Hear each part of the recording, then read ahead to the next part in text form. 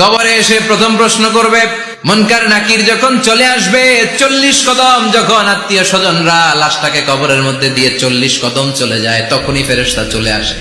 এসেই পরীক্ষা শুরু, মার রব্বুক, তোর রবের নাম কি? আমরা বলবো রব্বি আল্লাহ। দ্বিতীয় প্রশ্ন, ওমা দীনুক, তোমার ধর্মের নাম কি? আমরা কি বলবো? তৃতীয় প্রশ্ন, বিশ্বনবীর চেহারা দেখিয়ে বলা হবে, আতারিফু হাদার রাজুল, এই লোকটারে চিনো নাকি? আমরা বলবো চিনি, আমাদের প্রাণের নবী। সব প্রশ্নের উত্তর তুমি পেরেছো।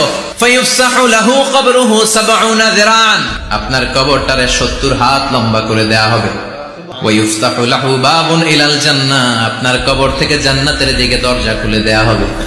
ওয়ায়ুলবাসু মিন লিবাসি আহলিল জান্নাহ, জান্নাতের 2টা রেশমি কাপড়ের পোশাক এনে আপনারে পরিয়ে দেয়া হবে। আর বলা হবে, নাম কানাউমিল আরুস, ঘুমাও, তোমাকে লম্বা সময় পাড়ি দিতে হবে, ঘুমাও। কানাউমিল আরুস, যেমনি বর বাসর রাতে আরামসে ঘুম দেয়। কিয়ামতের জন্য ইসরাফিলের সিংহায় যে ফুৎকার আছে, ওই ফুৎকার ছাড়া কোনো কিছুই তোমার ঘুম ভাঙাতে পারবে না।